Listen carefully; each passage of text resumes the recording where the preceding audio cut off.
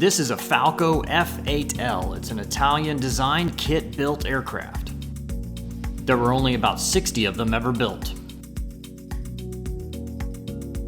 This one is owned by Tom Woodward, who lives on an aircraft community south of Fort Worth, Texas. So let's meet Tom, learn more about him and his aircraft.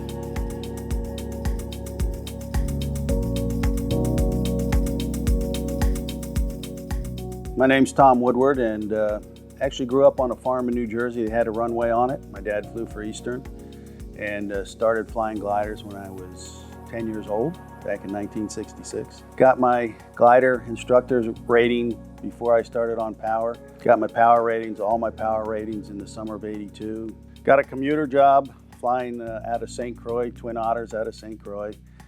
And from there, came back to Colorado where I was living. Flew Twin Otters there, went to Cincinnati, flew Saab 340s for Comair, and then eventually got on with American Airlines and flew 26 years with American. This is actually my 15th airplane. I started in general aviation, so my first airplane was a Sonorai, which is a small kit by Monet, and it's powered by a Volkswagen engine, and it's a tail dragger, tandem place, little tight. And I flew that for a while, and it was just a little bit too much work on landing, short coupled and all that. So I sold it to my dad and moved on from there, and this is my 15th airplane. Because I haven't had this specific airplane before, I mean, I've gone from air coupes to Bonanzas to twin Cessnas, kind of gone up the scale of speed and then back down. Started building a Safari helicopter kit.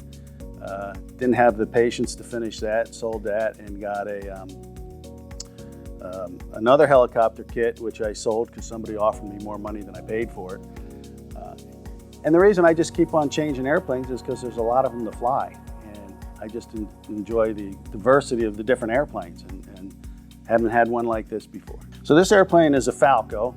It's an Italian design by an Italian aeronautical designer named Stelio Frati. Little Italian guy this big, and this is the F8L. The F stands for Frati, the 8 is his 8th design, and the L is for the Lycoming engine. These were certified in Italy, and the original engine was a lot smaller than this. And then there was a gentleman in the US named Alfred Scott who convinced Frati to allow this to be produced in kits.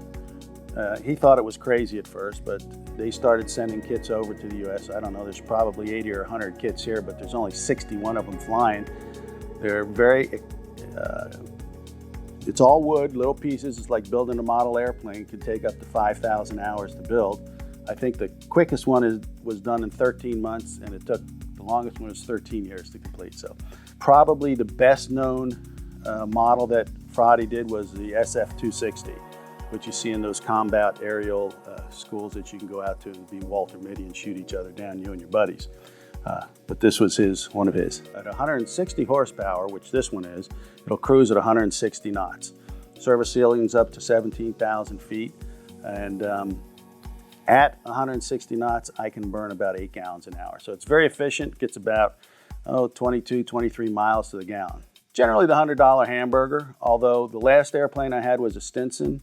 Only went about 100 knots. It was great for getting into small fields, but this one I can go a little further at a quicker time. So we thought that perhaps we would start doing some lengthy trips in it, and so that's why we got this. Well, it's relatively simple. The gear is all electric, and it uses a jack screw on all 3 gears. Having said that, that's kind of the weak point of the airplane, so you have to really watch that. The positive, it's fast, it's efficient. I wouldn't say it's necessarily a cheap airplane. You can get a 172 or 182 cheaper than this. It absolutely has ramp appeal. It's sexy. The negative is it's a little bit tight inside, but I do have almost 1,000 pounds useful load in it. If I can stuff it in it, I can generally take it. For someone my age, where my knees are going bad, it gets a little bit difficult for me and my wife to get up on the wing to get in. Sometime in the future, I see a Cardinal or 210 because those are easy to get in and out of for older folks. But once you're in it, it's relatively comfortable. The shoulder width probably is better than a 152 or 172. In Texas, the canopy tends to be a little bit hot. I mean, you could almost grow tomatoes in there, flying it in the summertime. I do know the history of the airplane. I did not buy it from the original owner. I bought it from the second owner, but I did call the original owner and asked them. For instance, we were looking for an antenna to hook up an ILS, and there's a antenna wire that comes from that wing but ends nowhere. And so I asked him about that. Of course, he can't remember what that is, but I've talked to him about other things. For instance, the flaps back here on the original kits were fabric. Then they were plywood, but he made it look like it was still fabric, and I asked him why he did that. And he said, well, he just liked the look of it. Even though it's solid, it's not, it looks like fabric. Well, surprisingly enough, you'll find some of these amateur-built airplanes built better than certificated ones. I mean, I've seen Cessnas come out of the factory that needed to go back and have some work done on it. It's a matter of putting an eye on it and looking at the craftsmanship.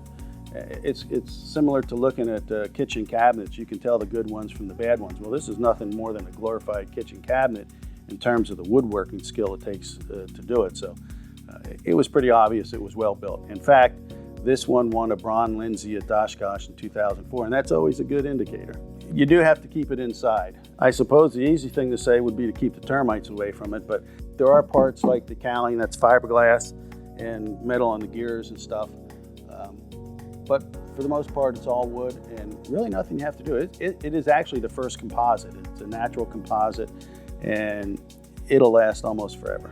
Now, when you build these things, you can get a repairman certificate, and you're allowed to do all your own maintenance. Obviously, if you can build it, you can maintain it. Once it gets passed down the line, an A&P can do a condition inspection, which is similar to an annual inspection, and I do have an A&P rating, so I do my work on it. I grew up on a farm in New Jersey with 100 acre with a runway on the back. So until I was at age 20, I always lived on a runway. There was a time period, I think, for about 15 years that I didn't. And then when I found this back in 1995, came down and looked at it, I've been living here ever since. Probably the benefit is you got a lot of like-minded people. Anything goes wrong with your airplane, there's somebody on this field that knows how to work on it. We have we probably have 12 A&Ps and half a dozen AIs on the field. And one guy has a complete machine shop, so we can manufacture any of the parts we need to for this thing. Actually, on this airfield, we had an FAA. The FAA came down here and awarded the Wright Brothers Award. And if you don't know what that is, that's the award that the FAA gives for 50 years of flying without an accident. And we had 13 recipients of that at one time. We probably have about a total of 25. So that tells you the amount of experience we have on this field, a lot of experience. Well, we do have an EAA chapter here, which also makes it really wonderful to live here. It's chapter 983, probably 140 members. And it's just a great group of guys and girls. We also have a 99s organization here, which is the women's flying organization that was started by Amelia Earhart. I guess 99 of her favorite friends. You ready to go fly? Yeah, well, that's what we're here for. Let's do that. All right. So we pulled the airplane out and we're ready to go fly. Yeah, I imagine with this canopy you get a lot of visibility. Oh yeah, it's great for that. All right, that's coming up. We'll acknowledge that. We got 39 full tanks. Fuel pump's coming on.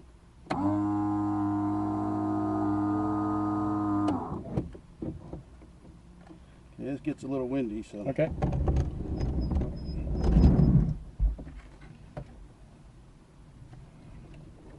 Clear.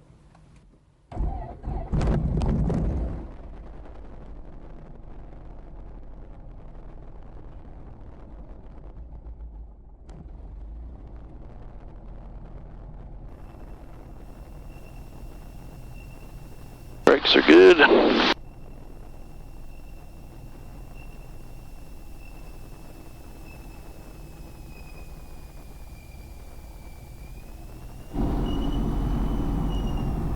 Hey, get a little soft field taxi all the time. I guess it doesn't get too Actually, bad. like rock hard here. Yeah. I walked down here because there's some kind of a hole right here. Some varmint did, and I gotta plug it up, and I didn't do it yet. Kind of a cool little taxiway here. How long is the strip here? 3,600 feet. Oh, that's nice and long. Yep, we've got a PAPI on it. We've got an approach on it. Oh, dear. Is it technically private, or is it? It is a private approach. You have to actually get a letter of authorization to fly it. Yeah.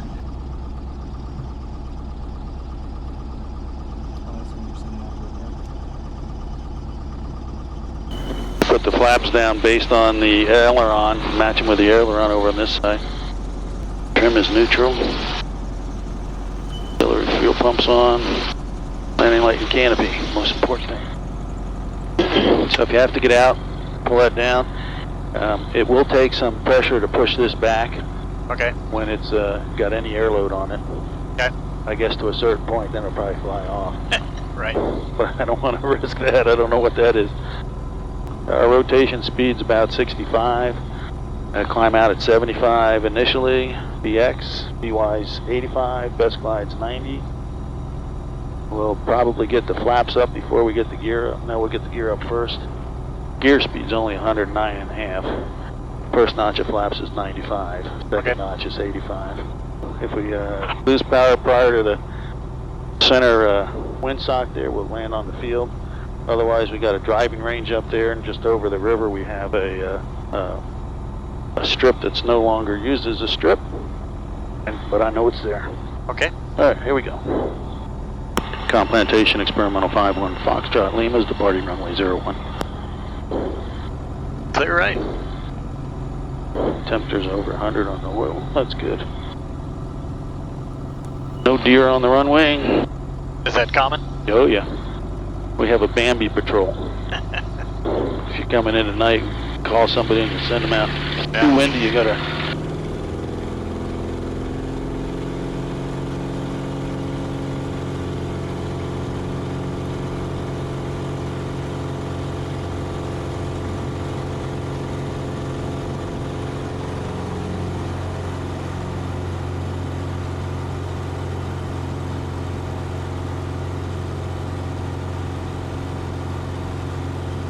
Positive rate here coming up.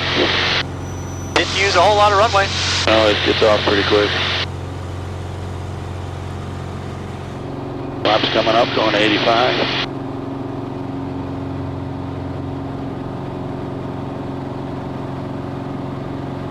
And perfect day for it. Pump coming off, lights off. And back on the power. So where's the longest place you've taken this thing? Arkansas, I've got a buddy up there, and we go up there and he helps me put in all this avionics stuff. Well, that's kind of the good thing about an experimental aircraft is it really, I mean, it's just your second radio. It's not a... Right. It's nice to have, but you don't have to have it. But if this was a certified airplane, you'd be grounded until you got it fixed. Well, I had two of these. Yeah. And I took one out when I put that one in. Okay. They're airplane. Oh, all right. Got a death grip on it. You don't need it. All you need is two fingers on the bottom. Fingers, yeah. Very light controls. Yeah. Do some turns. You can see it just goes where you think it's going to go. Yeah. I mean, that didn't take much at all. I mean, I'm probably not even moving it half an inch. Yeah. It's everybody claims, and I've read a lot of articles about it, that it's probably one of the nicest harmonized airplanes in terms of control feel out there. Yeah. It is nice. It is nice and smooth. I mean, it's not getting too much yaw or anything like that. It's nice. Now, because it's made out of wood, is it lighter than conventional? I think the gross weight or the empty weight on this is about 1,300 pounds. Okay. I mean, that's below LSA, really. Yeah. So you normally cruise at about 145, 150? Well, I've got to pull back 2,300, but no, 24, it's about 160. All right, cool. No, that's fine. Yeah, pretty cool. Oh, woo! There's your updraft. I forgot to tell you, one of the disadvantages of this is you have to be short. Oh, right, yeah. Knock your There's head not a much little. headroom up here. Yeah. There's a guy over at Granbury Airport that has one, and he hollowed out the seats. He's about 6 really? feet, so he sits another 2 inches lower. And this is +6 G's, -3, fully aerobatic. +6, really? I've got an inverted fuel tank, but I don't have inverted oil. So. And the only thing I've done is a roll in it, and I don't have any parachutes. So. Yeah. Alright, well you can have it back. I've seen all I need to there. My airplane. You got your airplane.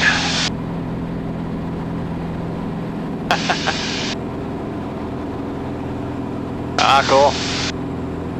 Got a 80 degree, 70 degree bank there.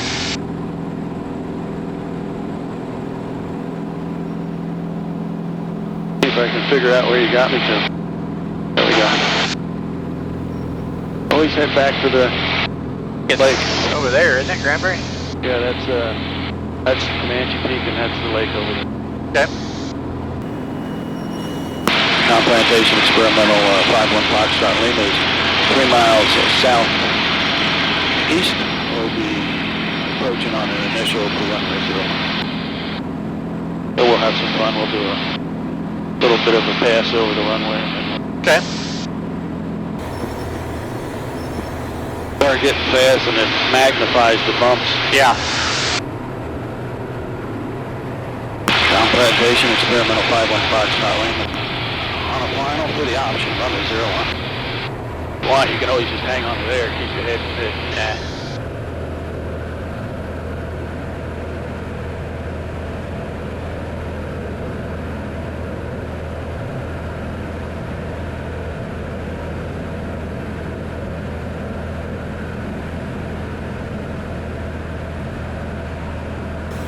Terrain.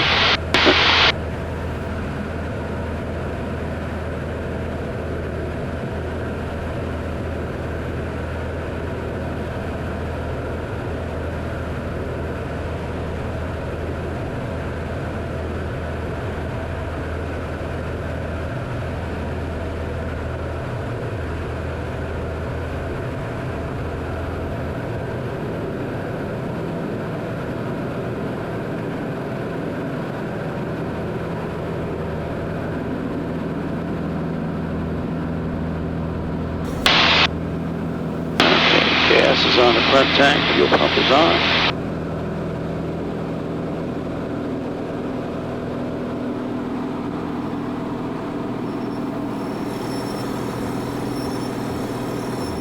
Plantation Experimental Foxtrot Lima downwind runway 01. So we'll slow it up below 95, or we put the first notch of flaps down, then we'll get the gear down.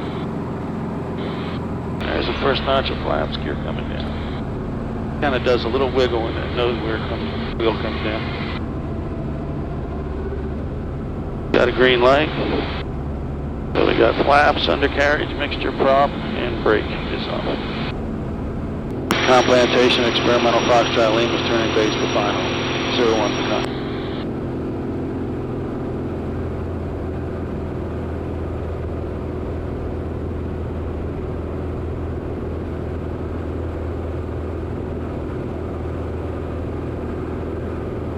Somebody crossing at the end of the runway there. They just...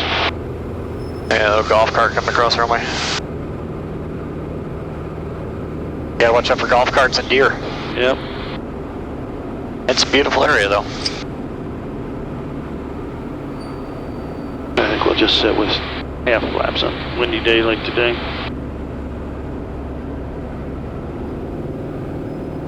Gear is down.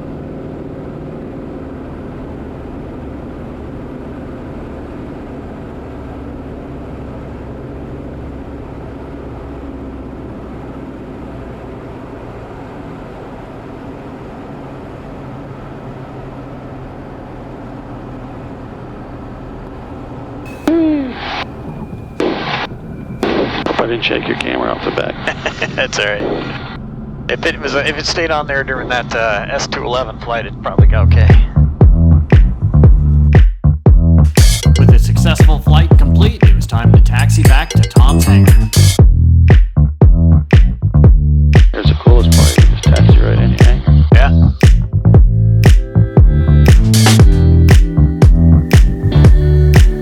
That is pretty cool. Hey Tom, thank you so much. You bet. Enjoyed it. Yeah, it was a great airplane, a lot of fun. Definitely see why you like this airplane. Come back, we'll do it again. All right, we'll do it.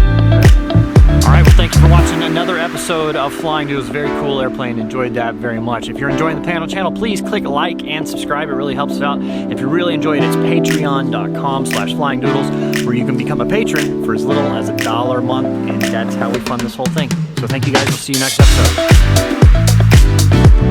episode.